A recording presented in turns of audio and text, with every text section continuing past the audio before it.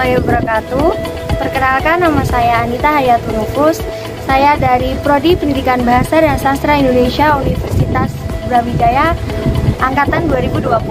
Saat ini saya berada di semester 5. Halo, kenalin aku Asriana Putri dari Prodi Pendidikan Bahasa dan Sastra Indonesia Fakultas Ilmu Budaya Universitas Brawijaya.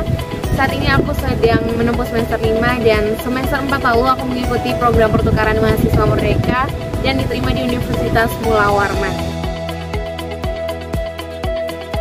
Kesan aku ketika mengikuti program pertukaran merdeka itu adalah banyak banget hal baru yang kita pelajari dan kita juga beradaptasi dengan lingkungan baru, budaya baru. Dan dari pertukaran tersebut aku mendapat pandangan yang lebih luas gitu tentang pendidikan Indonesia, tentang culture, dan lain sebagainya.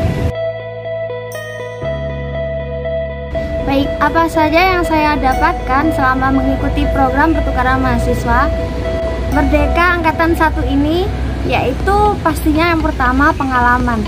Seperti pepatah yang mengatakan bahwa di mana bumi berpijak, di situ langit dijunjung. Yang artinya dimanapun kita berada, kita harus saling menghormati, saling menghargai. Bagaimana perbedaan suku tersebut bukan menjadi hal untuk kita mendeklarasikan bahwa punya kita itu terbaik, gitu tidak, tapi melainkan kita lebih ke ini adalah Indonesia, di mana beribu suku, beribu budaya, di mana beribu bahasa juga ada di dalamnya. Itu. Kemudian yang kedua yaitu bagaimana cara saya mengenal teman-teman baru, bagaimana menjalin relasi yang lebih luas di sini. Yang ditemukan pastinya teman baru, lingkungan baru, kita juga dapat pengetahuan baru dan perspektif baru gitu soal budaya dan pendidikan dan cara bergaulnya orang Kalimantan Timur yang jelas-jelas berbeda nih sama kita yang ada di Jawa gitu. Harapan saya untuk PMM kedepannya yaitu semoga PMM ini terus terlaksana, karena saya yakin banyak sekali pemuda-pemuda di luar sana, mahasiswa-mahasiswa di luar sana yang mungkin belum bisa join di angkatan sekarang ataupun angkatan kemarin. Jadi untuk angkatan kedepannya bisa ikut bergabung dan meramaikan PMM ini, karena banyak sekali nilai yang bisa diambil dari kegiatan ini. Kalau harapan aku sendiri untuk program pertukaran mahasiswa merdeka selanjutnya, semoga teman-teman especially dari Diksas gitu ya lebih antusias lagi buat mengikuti program ini, karena emang se-worth it itu bakal banyak pengalaman yang kalian dapat, bukan cuma tentang akademika aja gitu, tapi juga soal pertemanan, budaya gitu, banyak banget deh pokoknya. Jadi sangat recommended gitu buat teman-teman ikut program ini.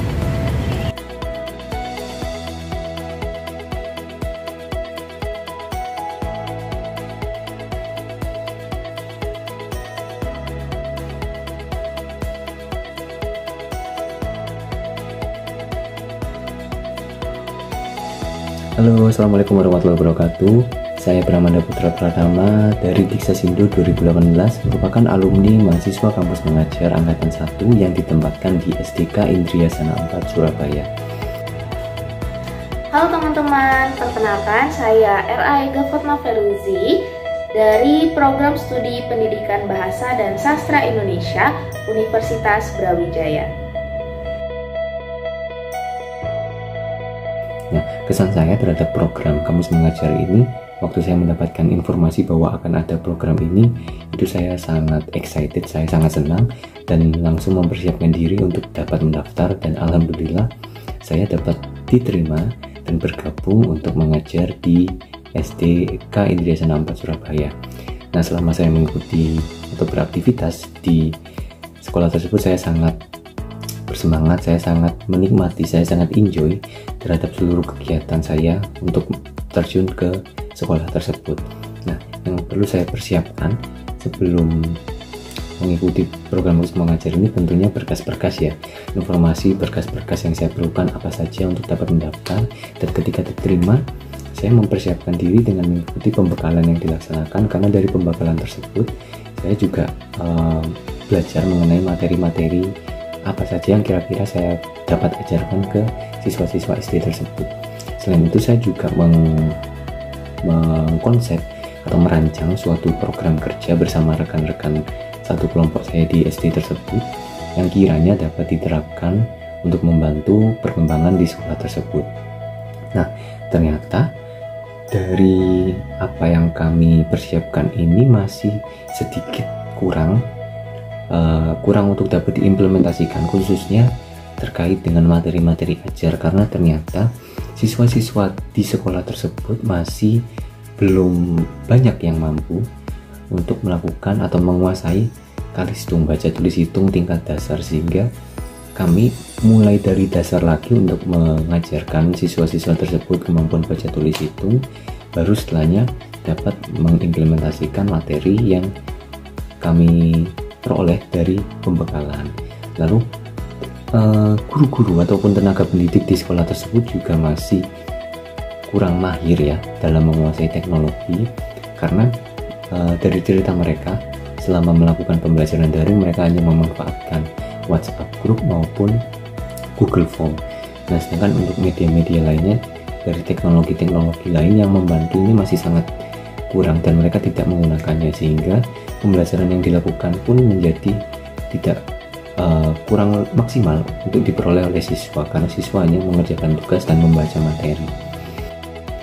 Kesan saya selama mengikuti program kampus mengajar adalah program ini sangat layak untuk diikuti karena memberikan begitu banyak pengalaman, pembelajaran, dan kenangan yang sangat luar biasa.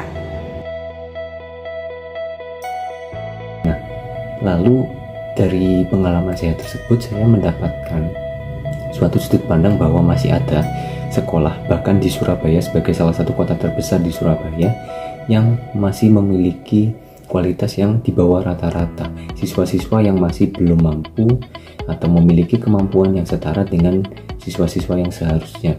Tenaga-tenaga pendidik yang masih belum menguasai kemampuan-kemampuan lain selain pengajaran, khususnya bidang teknologi. Dan yang paling menyentuh atau menyakitkan bahwa hak dari para pendidik atau gaji, ya saya bilang gaji atau hak, yang masih di bawah standar untuk para pendidik yang seharusnya mereka dapat memperoleh gaji yang lebih layak lagi, mengingat bagaimana kewajiban mereka, bagaimana peran mereka untuk membantu para siswa. Saat mengikuti program kampus mengajar ketiga, saya menemukan fakta bahwa pendidikan di Indonesia masih sangat tidak merata. Terdapat begitu banyak sekolah dasar yang sangat kekurangan fasilitas serta sarana dan prasarana, sehingga hal ini cukup menyulitkan guru yang sedang mengajar di sekolah tersebut.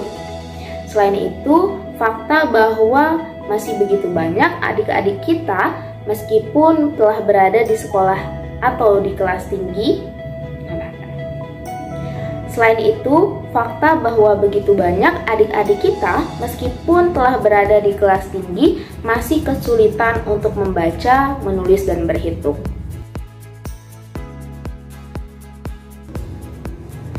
Saya berharap kedepannya makin banyak mahasiswa yang bisa mengikuti program kampus mengajar ketiga, karena kita bisa berkontribusi secara aktif dan nyata terhadap bidang pendidikan di Indonesia. Jadi harapan saya dari program kampus mengajar ini, saya berharap pemerintah dapat memberikan kepedulian lebih lagi terhadap sektor pendidikan, baik untuk gurunya, untuk sekolah maupun untuk para siswa, sehingga pendidikan di Indonesia bisa lebih baik lagi, karena ini berkaitan dengan generasi masa depan bangsa. Selain itu, saya juga berharap agar program ini, kampus mengajar, dapat terus dilaksanakan sehingga mahasiswa-mahasiswa di seluruh Indonesia yang merupakan agent of change dapat berkolaborasi dengan para guru dan sekolah untuk dapat mendorong pendidikan di Indonesia, khususnya di sekitar mereka, di sekitar kampus mereka, untuk dapat lebih baik lagi.